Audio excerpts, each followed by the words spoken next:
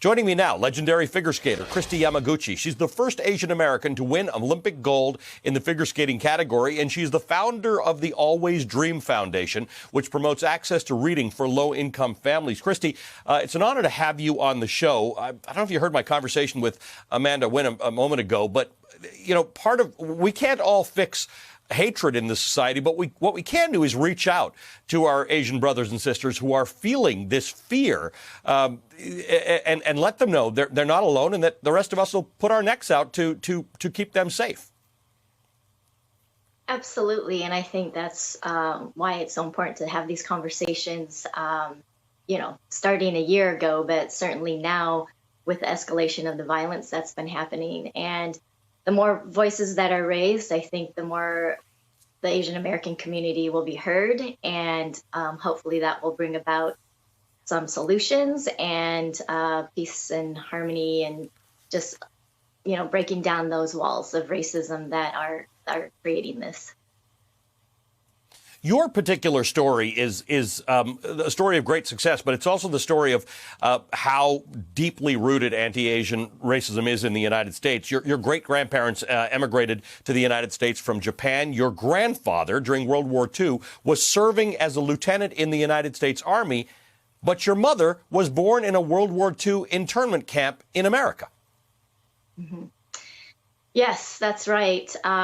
My grandmother felt safest being with her family when she found out she was pregnant with my mom, and went back into the camps to be with her family and have my mom. So she was born at Amachi internment camp in Colorado. And I think, at that time, it was all about surviving and, unfortunately having to prove your American loyalty, and I think they stayed silent a lot just to move on, to assimilate during those times. And now things are still kind of not much better as far as this violence that is happening, and not the time to stay silent anymore, but to really push for being in the society, being accepted, and being respected. This issue of the quest to assimilate, something you talk about, is important. It's relevant now because Asian Americans, in doing that, also thought sometimes that not being too loud or not speaking up about things or not underscoring differences is going to be good. But at this point, one of the things you told my producer Lily is that, as you said, the younger generation, they don't necessarily think that way.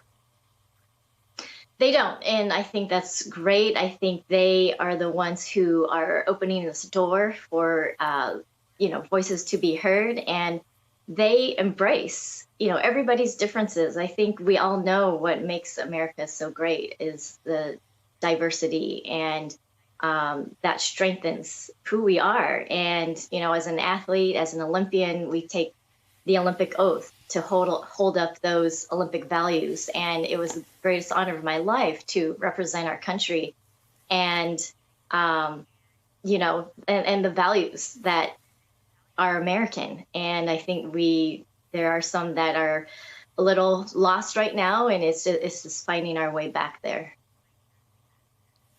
You are the epitome of American success and have been for a very long time, reaching back to 1992 when you won figure skating gold in the Albertville Olympics. Yet you say that you are now a little bit fearful of what your parents might face. Oh, absolutely. I mean, this definitely hits close to home. I'm always telling them, be aware of what's going on around you whenever you're out and about. I mean, we are here in the San Francisco Bay Area. I have family in San Jose, in Oakland, in San Francisco. So it's something that I think so many friends and family are thinking of and dealing with.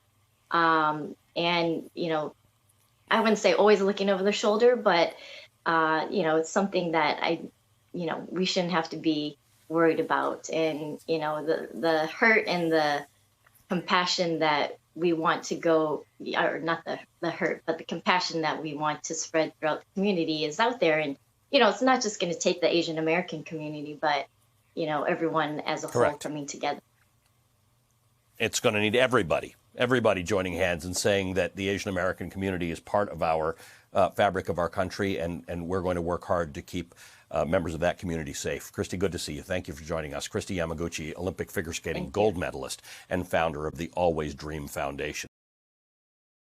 Hey, thanks for watching our YouTube channel. You should know that you can follow today's top stories and breaking news and catch up on your favorite MSNBC shows all in one place.